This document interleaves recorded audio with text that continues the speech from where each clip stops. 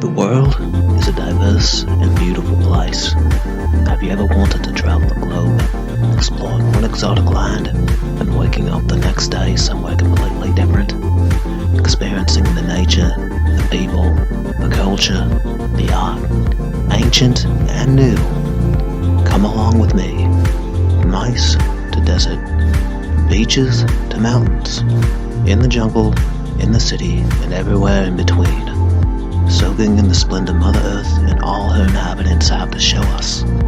By air, by land, by sea, this is Around the World at the Speed of Mike.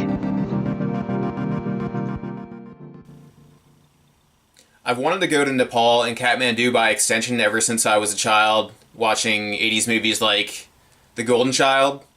And after seeing Marvel's Doctor Strange, I knew I had to make it a priority on this next trip. So I did. Leaving from Kuala Lumpur, Malaysia, I did the only round-trip flight on my entire trip. I usually try to avoid this just because I think backtracking is a waste of time when you could be going somewhere else on a different route, seeing something new. But it just ended up being cheaper to do it that way rather than flying from Sri Lanka to Nepal, then to Kuala Lumpur. Just the way it worked out. Once you get to the airport, just head through customs, get your visa. I think the visa was about $50. It varies by length of stay. The airport's pretty basic, so you're really not going to want to spend a lot of time there. I just ended up walking from the airport to Thamel, which is the main tourist area. It's a long walk, so I'm not going to necessarily recommend doing it, and you're not going to see too much stuff on the way, but I don't know, I just usually do that, so to each their own.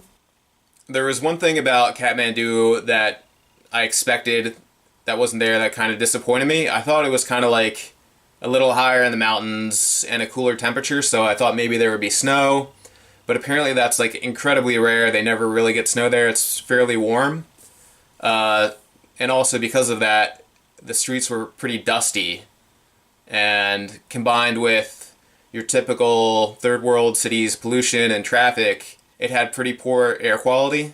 I'm sure this varies by time of year, but that part wasn't super comfortable about it. The city was great though. Another thing that didn't disappoint me, it just surprised me, was I thought Nepal was more Buddhist, but it's primarily Hindu. Just because most of their most prominent sites seem to be Buddhist.